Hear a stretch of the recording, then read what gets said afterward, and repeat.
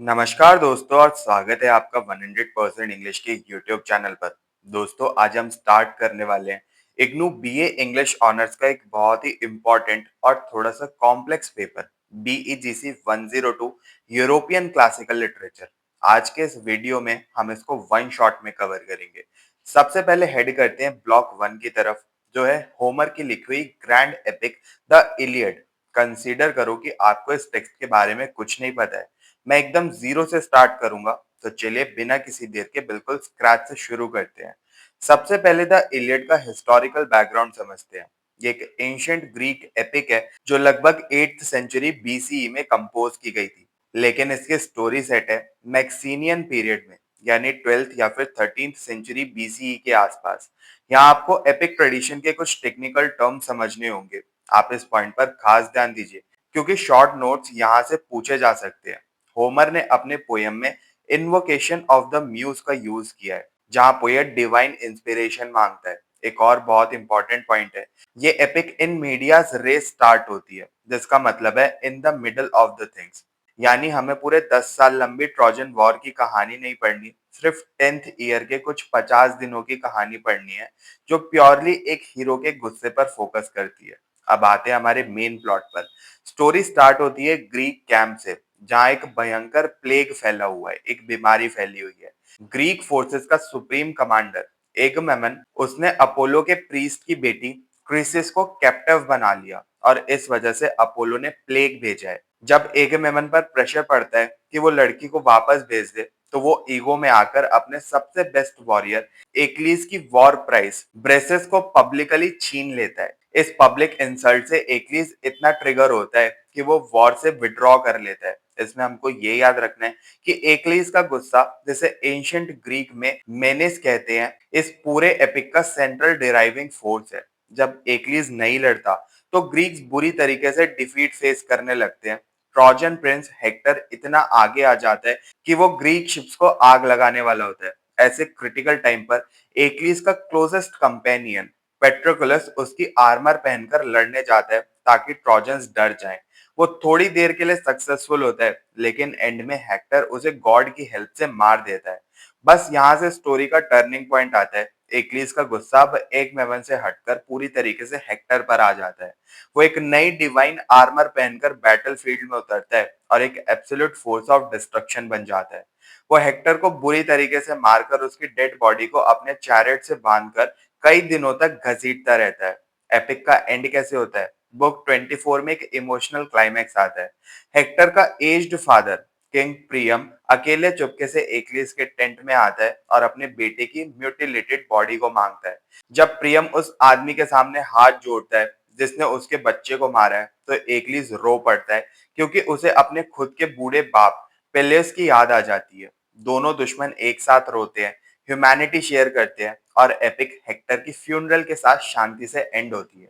चलिए अब इसके डीपली लेयर्ड थीम्स को डिस्कस करते हैं। यहाँ से क्वेश्चन ऐसे बन सकता है कि discuss the theme of honour versus horror in the Iliad. Homeric society में क्लियोस यानी एटर्नल ग्लोरी और टाइम यानी कि ऑनर लाइफ का अल्टीमेट गोल था। इन मॉर्टल्स को पता था कि वो मरेंगे, इसलिए उन्हें बैटलफील्ड पर इमॉर्टल फेम चाहिए थी। लेकिन होमर ने इस ग्लोरी को ग्लोरीफाई करने के साथ साथ वॉर का हॉरर भी दिखाया है। ब्रूटल डेथ्स, फैमिली का रोना, और सोसाइटी का डिस्ट्रक्शन। एक और मेजर थीम है फेट वर्सेस फ्री विल का। इस कहानी में गॉड्स लगातार इंटरवीन करते रहते हैं, मॉर्टल्स के माइंड चेंज करते हैं, लेकिन उसके ऊपर भी एक सुप्रीम फोर्स है, फेट, जिसे गॉड भी नहीं हिला सकते। अब आते हैं सबसे इंपॉर्टेंट सेक्शन पर, जिससे आपको रटना है। ये एग्जामिनर के फेवरेट टॉपिक्स में से एक है, Plato's criticism of the Iliad. Philosopher Plato ने द रिपब्लिक में आर्ग्यू किया था कि द इलियड में कोई मॉरल वैल्यू नहीं है, क्योंकि गॉड्स और हीरोज बहुत ज्यादा सेल्फिश, इमोरल और वायलेंट बिहेव करते हैं, जिससे यूथ करप्ट हो सकती है। लेकिन एग्जाम में आपको इसे काउंटर करना है। आपको लिखना है कि epic direct moral lessons preach नहीं करती, बल्कि ह्यूमन एक्शंस और एक्सेसिव प्राइड के डिजास्टर्स कॉन्सिक्वेंसेस को दिखाती है। प्रियम और एक्लीज का रोना एक बहुत बड़ा मॉरल लेसन है, जो ट्राइबल एनिमिटी से ऊपर उठकर एक्सट्रीम एम्पैथी सिखाता है। एक और हाईली एक्सपेक्टेड क्वेश्चन है द शील्ड ऑफ एक्लीज पर। जब एक्लीज की पुरानी आर्मर खो जाती है, तो गॉड ऑफ फायर उसके लिए एक मैजिकल शील्ड बनाता है। इस डिटेल्ड डिस्क्रिप्शन को लिटरेचर में एक फार्सिस कहते हैं, जिसका मतलब है किसी आर्ट पीस का डिटेल्ड लिटरेरी डिस्क्रिप्शन देना। शील्ड पर सेलेस्टियल बॉडीज, एक पीसफुल सिटी जहां पर वेडिंग हो रही है, एक सिटी एट वॉर और फ्रेमिंग के सीन्स बने हुए हैं। ये बेसिकली ह्यूमन एग्जिस्टेंस का एक माइक्रोकॉज्म है, जो रिमाइंड करता है कि डिस्ट्रक्टिव वॉर लाइफ का बस एक सिंगल फ्रेगमेंट है और लाइफ में पीस, क्रिएशन और हार्मनी भी होती है। लास्ट पॉइंट, आपको एक्लिस और हेक्टर का कैरेक्टर एनालिसिस आना चाहिए। इन दोनों के बीच का कंट्रास्ट एंशिएंट हीरोइज्म को डिफाइन करता है। एक्लिस एक आग जैसा इंडिविजुअलिस्ट है जो प्योरली अपनी पर्सनल ग्लोरी और गुस्से के लिए लड़ता है। वहीं हेक्टर एक कंप्लीटली मॉर्टल ह्यूमन और सिविक डिफेंडर है जो अपनी फैमिली, सिटी और ड्यूटी के लिए बैटलफील्ड में मजबूरी में खड़ा है। तो दोस्तों, ये था हमारा ब्लॉक वन, जिसमें हमने कवर किया था इलियड को इन डेप्थ में, एग्जाम ओरिएंटेड तरीके से। तो चलिए अब आते हैं हमारे सिलेबस के ब्लॉक टू पर, जो कि है सोफोक्लेस का लिखा हुआ एक master class drama Oedipus Rex. पिछले ब्लॉक में हमने पोएट्री पढ़ी थी, लेकिन इस ब्लॉक में हम एंशिएंट ग्रीक ट्रेजेडी को पढ़ेंगे। सबसे पहले इसका बैकग्राउंड समझते हैं। ये प्ले लगभग 429 बीसीई में एथेंस में परफॉर्म किया गया था। उस टाइम पर ग्रीक थिएटर एक रिलीजियस फेस्टिवल का पार्ट होता था, जिसे ग्रेट डायनीसिया कहते हैं, जो गॉड ऑफ वाइन डायनासिस के ऑनर में मनाया जाता है। सोफोक्लेस अपने टाइम के तीन सबसे बड़े ट्रेजेडी लिखने वाले लोगों में से एक थे, और एरिस्टोटल ने अपनी बुक पोएटिक्स में ऑडिपस रेक्स को एक परफेक्ट ट्रेजेडी का एग्जाम्पल बताया। अब प्लॉट पर आते हैं। स्टोरी स्टार्ट होती है थेबिस सिटी में। थेबिस में एक भयंकर प्लेग यानी महामारी फैली हुई है और लोग मर रहे हैं। सिटी के लोग अपने बिलव्ड किंग ऑडिपस के पास हेल्प मांगने आते हैं। ऑडिपस हीरो है क्योंकि उसने सालों पहले सिटी को एक मॉन्स्टर फिनिक्स से उसके रिडल सॉल्व करके बचाया था। ऑडिपस बताता है कि उसने अपने ब्रदर इन लॉ क्रियन को ओरेकल ऑफ डेल्फी के पास भेजा है ताकि गॉड से सोल्यूशन पूछा जा सके। क्रियन वापस आकर बताता है कि थेबिस में प्लेग तब तक रहेगा जब तक पिछले राजा किंग लेस के मर्डरर को ढूंढकर सिटी से बाहर नहीं निकाल दिया जाता। ऑडिपस कसम खाता है कि वो उस मर्डरर को ढूंढकर एक्सट्रीम पनिशमेंट देगा। आप इस पॉइंट पर खास ध्यान दीजिए, क्योंकि यहाँ से ड्रामेटिक आयरनी सेट होती है। ऑडिपस ब्लाइंड प्रोफेट ट्रेसिस को बुलाता है।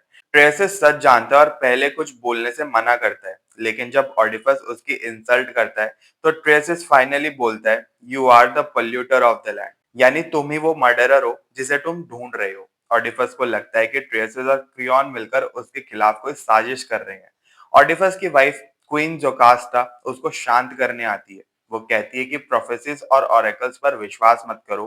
प्रूफ के लिए वो बताती है कि एक प्रोफेसी थी कि किंग लेसस को उसका अपना बेटा मारेगा, लेकिन उसको तो किसी क्रॉस रोड जहां तीन रास्ते मिलते हैं पर कुछ डाकुओं ने मार दिया।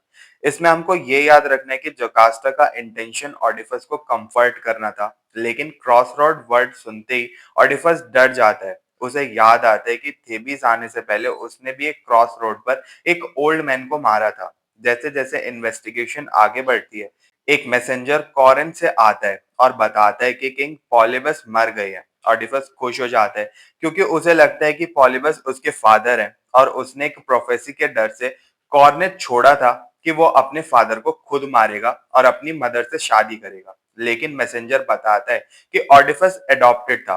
फाइनली एक बूढ़ा थेबियन शेपर्ड आता है और सच्चाई सामने आती है। ऑडिपस दरअसल लेस और जोकास्टा का ही बेटा था। जिसको उसने क्रॉस रोड पर मारा था वो उसके फादर लेस था, और जिस क्वीन से उसने शादी की वो उसकी मदर जोकास्टा है। इस टेरेबल सच को जानकर जोकास्टा खुद को फांसी लगा लेती है। जब ऑडिपस उसकी डेड बॉडी देखता है तो वो उसकी ड्रेस के गोल्डन पेन्स निकालकर अपनी दोनों आंखें फोड़ लेता है और सिटी से बैनिश यानी एग्जाइल होने की रिक्वेस्ट करता है। चलिए अब इसके टेक्निकल पॉइंट्स और क्रिटिकल टर्म्स पर आते हैं, जो एग्जाम में डेफिनेटली आएंगे। ये एग्जामिनर के फेवरेट टॉपिक्स में से एक है। Aristotle's element of tragedy applied to Oedipus Rex. आपको इन टर्म्स को प्रॉपरली यूज करना आना चाहिए। सबसे पहला है हमर्शिया यानी कि ट्रैजिक फ्लो। ये बहुत ही इंपॉर्टेंट है। ऑडिपस का हमर्शिया उसका ह्यूब्रिस, एक्सेसिव प्राइड और उसका ब्लाइंड डिटर्मिनेशन है। उसे लगता है कि वो अपने इंटेलेक्ट से गॉड की प्रोफेसीज को हरा देगा। परपीशिया यानी कि रिवर्सल ऑफ फॉर्च्यून। ये तब होता है जब कॉरिन्थियन मैसेंजर गुड न्यूज लेकर आता है कि ऑडिपस अब कॉर्निथ का राजा बनेगा। लेकिन यहाँ पर आयरनी देखिए, यही गुड न्यूज उसके डिस्ट्रक्शन का कारण बन जाती है, क्योंकि वहां से उसके अडॉप्टेड होने का राज खुलता है। एंड इग्नोरेंस यानी कि रिकॉग्निशन, ये वो मोमेंट है जब इग्नोरेंस नॉलेज में बदल जाती है। ऑडिफस के लिए ये तब होता है जब शेफर्ड कंफर्म करता है कि वो लेस और जोकास्टा का ही बेटा है। कैथारसिस, इमोशनल परगेशन, जब ऑडियंस प्ले देखती है तो उन्हें ऑडिफस के लिए पिटी एंड फियर फील होता है। ऑडियंस को लगता है कि अगर इतने ग्रेट और नोबल किंग के साथ इतना बुरा हो सकता है तो ह्यूमन लाइफ कितनी ज्यादा फ्रेगाइल है। इसको कैथारसिस कहते हैं। यहाँ से क्वेश्चन ऐसे बन सकता है, discuss the theme of fate versus free will in Oedipus Rex, या फिर explain the metaphor of sight and blindness. Theme of fate में आपको लिखना है कि गॉड की प्रोफेसीज पहले से ही फिक्स थी, लेकिन ऑडिफस का डाउनफॉल उसके खुद के फ्री विल वाले एक्शंस की वजह से हुआ। उसने इन्वेस्टिगेशन रोकी नहीं, इवन जब सबने उसको मना किया था। साइट एंड ब्लाइंडनेस में आपको लिखना है कि प्रॉफिट ट्रेसेस फिजिकली ब्लाइंड था, पर सच यानी डिवाइन ट्रुथ देख सकता था। वहीं ऑडिफस के पास परफेक्ट आंखें थी, पर वो अपने सच के बारे में टोटली ब्लाइंड था। जब उसने सच देखा तो उसने स्ट्रिक्टली खुद को फिजिकली ब्लाइंड कर लिया। इसके अलावा प्ले में 3 यूनिटीज को स्ट्रिक्टली फॉलो किया गया है, यानी यूनिटी ऑफ एक्शन, सिर्फ एक ही प्लॉट है यानी कि murder mystery. Unity of time, story सिर्फ एक ही दिन में अनफोल्ड होती है। और यूनिटी ऑफ प्लेस, सब कुछ पैलेस के स्टेयर्स के सामने होता है। तो ये था हमारा ब्लॉक 2, ऑडिफस रेक्स का डिटेल्ड और स्ट्रक्चर्ड एनालिसिस। चलिए फटाफट से हमारे ब्लॉक 3 की तरफ चलते हैं, जिसमें कि हमको एक रोमन कॉमेडी को पढ़ना है। इसमें हमें पढ़ना है प्लाटूस का लिखा हुआ एक बहुत ही फेमस और funny play, the pot of gold, जिसे लैटिन में आउलुलारिया भी कहते हैं। कंसीडर कीजिए कि आप एक एंशियंट रोमन ऑडियंस है जो डेली लाइफ के स्ट्रेस से ब्रेक लेने के लिए थिएटर में आई है। तो चलिए एकदम जीरो से स्टोरी के डिटेल्ड कॉन्सेप्ट को अनकोड करते हैं। सबसे पहले इस प्ले के बैकग्राउंड और स्टाइल को समझते हैं। प्लाटस ने प्ले को न्यू ग्रीक कॉमेडी से अडेप्ट किया था। आप इस पॉइंट पर खास ध्यान दीजिए। इस तरह की कॉमेडी को रोम में फेबुला पालियाटा कहा जाता था, जिसका मतलब होता है प्लेज इन ग्रीक क्लॉक। इसका मतलब ये है कि प्ले की सेटिंग ग्रीस यानी एथेंस की होती थी। कैरेक्टर्स के नाम ग्रीक होते थे, लेकिन उनकी बातें, उनका ह्यूमर और उनके सोशल इश्यूज पूरे तरीके से रोमन होते थे। ग्रीक ओल्ड कॉमेडी की तरह ये पॉलिटिक्स पर फोकस नहीं करती थी, बल्कि इसका focus completely domestic life, family tensions और शादी ब्याह के इश्यूज पर होता था। अब आते हैं हमारी कॉमेडी के प्लॉट पर। प्ले की शुरुआत एक प्रोलॉग से होती है, जो एक गॉड यानी भगवान डिलीवर करते हैं। इसमें हमको ये याद रखना है कि ये कोई बड़ा ओलंपियन गॉड नहीं है, बल्कि ये लार फेमिलरीज है, जो कि एक रोमन हाउस होल्ड डाइटी यानी घर के रक्षक देवता होते हैं। ला फेमिलरीज ऑडियंस को बताता है कि इस घर का मालिक यूक्लियो एक बहुत बड़ा कंजूस इंसान है।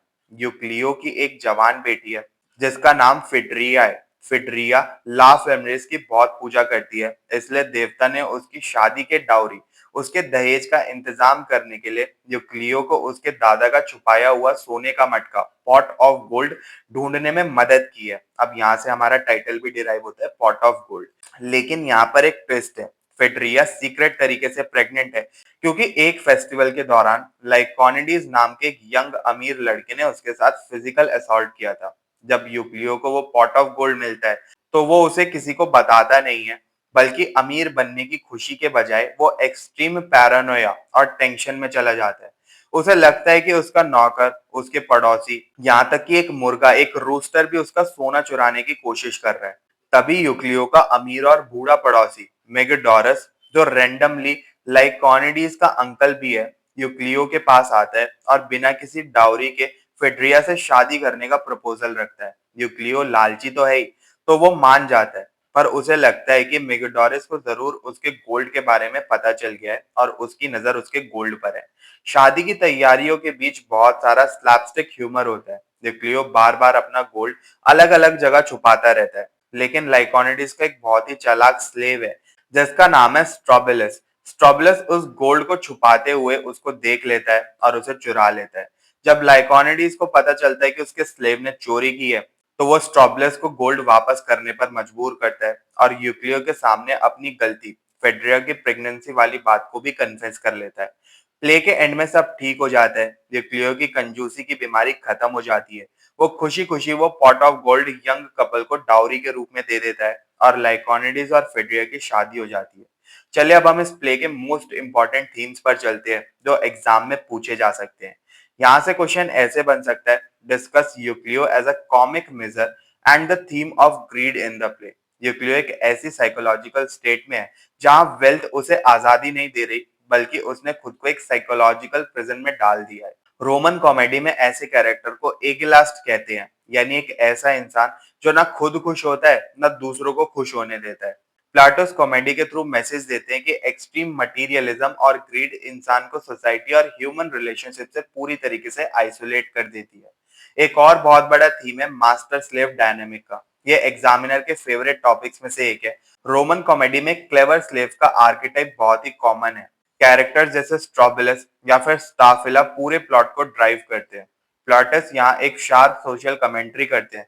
स्ट्रॉबिलस अपने अमीर मास्टर से ज्यादा इंटेलिजेंट और रिसोर्सफुल है, लेकिन क्योंकि वो एक स्लेव पैदा हुआ है, उसकी आजादी, फ्रीडम उसके हाथ में नहीं है। ये स्लेव्स फ्रीक्वेंटली स्टेज पर सबसे ह्यूमन और सिंपैथेटिक कैरेक्टर्स होते हैं, जो अपर क्लास के लोगों की बेवकूफी का मजाक उड़ाते हैं।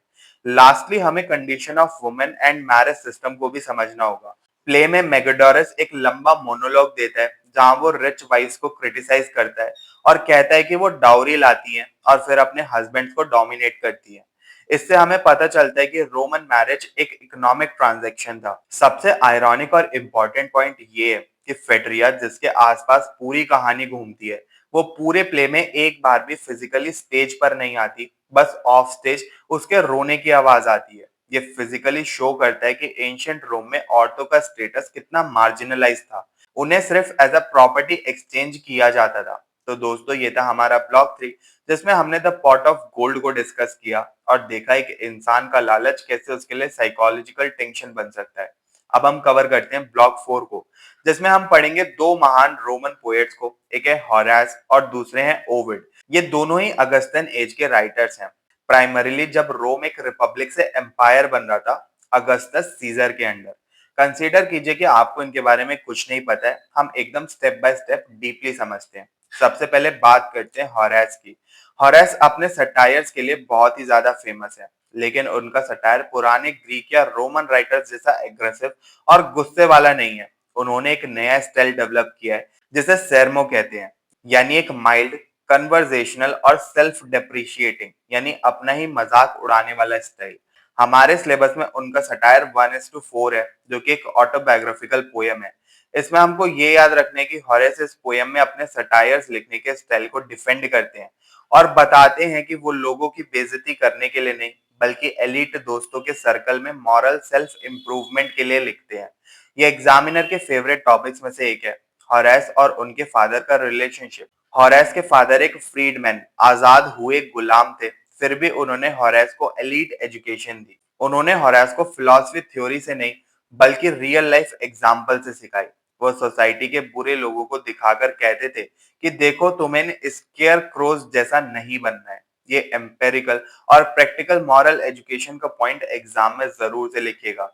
इसके अलावा हॉरेस ने आर्स पोएटिका, यानी द आर्ट ऑफ पोएट्री लिखी थी, जो वेस्टर्न लिटरेचर का बेस है। आप इस पॉइंट पर खास ध्यान दीजिए। इसमें उन्होंने दो मेजर कॉन्सेप्ट्स दिए थे। पहला था डेकोरम, जिसका मतलब होता है पोयम का फॉर्म उसके कंटेंट से मैच करना चाहिए। जैसे राजा को राजा की तरह बोलना चाहिए और नौकर को नौकर की तरह बोलना चाहिए। और दूसरा लिटरेचर का पर्पस, यानी डिल्स एट यूटिले होना चाहिए, यानी उसको इंस्ट्रक्ट यानी सिखाना चाहिए और डिलाइट यानी एंटरटेन दोनों करना चाहिए। चलिए अब शिफ्ट होते हैं हमारे दूसरे राइटर ओविड की तरफ। ओविड ने एक मास्टरपीस लिखा था जिसका नाम है मेटामॉर्फोसिस, जिसका मतलब होता है ट्रांसफॉर्मेशन या फिर रूप बदलना। ये डैक्टिलिक हेक्सामीटर यानी एपिक पोएट्री के मीटर में लिखी गई है, लेकिन ये पर्पसली एक एंटी एपिक की तरह बनाई गई थी। क्यों? क्योंकि इसमें होमेरिक एपिक्स की तरह कोई एक सिंगल हीरो या क्रोनोलॉजिकल टाइमलाइन नहीं है, बल्कि इसमें करीब 250 अलग-अलग माइथोलॉजिकल स्टोरीज हैं, जो सिर्फ एक फ्लूइड थीम से जुड़ी हुई हैं, ट्रांसफॉर्मेशन यानी मेटामॉर्फोसिस। आपके सिलेबस में इसके 3 मेजर बुक्स प्रिस्क्राइब्ड है। पहली है बुक नंबर 3, बाकुस की स्टोरी। थेबिस का एक राजा पेंथियस बाकुस यानी गॉड ऑफ वाइन की पूजा को रिजेक्ट करता है, उसे रोमन मैस्कुलिनिटी के लिए थ्रेट मानता है और चुपके से उनके सेक्रेड रिचुअल्स को स्पाई करता है। वहां उसकी खुद की माँ, जो डिवाइन मैडनेस में है, उसे एक ह्यूज वाइल्ड बोर, जंगली सुअर समझ लेती है और बाकी औरतों के साथ मिलकर उसे जिंदा फाड़ देती है। यहाँ से क्वेश्चन ऐसे बन सकता है, discuss the metaphor of wild boar in Ovid's narrative. इसमें आपको लिखना होगा कि ये वाइल्ड बोर सिंबलाइज करता है लॉस ऑफ रेशनैलिटी और दिखाता है कि जब इंसान गॉड्स की पावर को चैलेंज करता है तो उसका कैसा ब्रूटल एनिमलिस्टिक एंड होता है। दूसरी स्टोरी है बुक 4, जिसमें प्रियमिस और थिस्बे हैं। ये बेबीलोन के दो यंग ब्यूटीफुल लवर्स हैं जिनकी फैमिलीज दुश्मन है।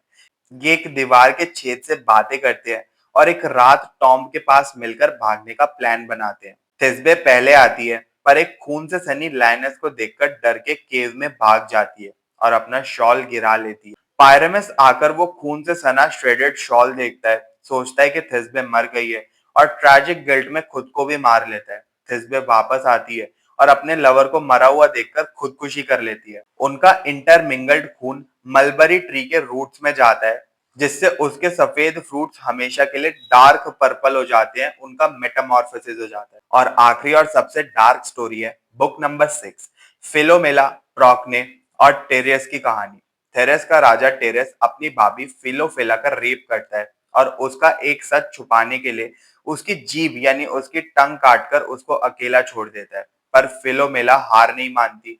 वो एक लूम पर टेपेस्ट्री यानी कपड़ा बुनती है, जिसमें वो अपना पूरा ट्रॉमा डिपिक्ट करती है और अपनी बहन प्रोक्ने तक पहुंचाती है। प्रोक्ने एक्सट्रीम रेज में बदला लेने के लिए अपने ही बेटे एटिस को मारकर टेरेस को खिला देती है। जब टेरेस उन्हें मारने के लिए दौड़ता है तो गॉड्स उन तीनों को बर्ड्स में ट्रांसफॉर्म कर देते हैं, उनका भी मेटामॉर्फोसिस हो जाता है। टेरेस एक होपो बन जाता है, प्रोक्ने एक स्वालो और फिलोमेला एक नाइटिंगेल जो हमेशा अपना दुख गाती है वो बन जाती है। ये स्टोरी ट्रॉमा, फीमेल वॉइस का सप्रेशन और आर्ट के थ्रू ऑपरेशन के खिलाफ आवाज उठाने का एक बहुत प्रोफाउंड एग्जाम्पल है। तो दोस्तों यहाँ हमारा ब्लॉक 4 और इसके साथ बीईजीसी 102 यूरोपियन क्लासिकल लिटरेचर का पूरा सिलेबस परफेक्टली कंक्लूड होता है।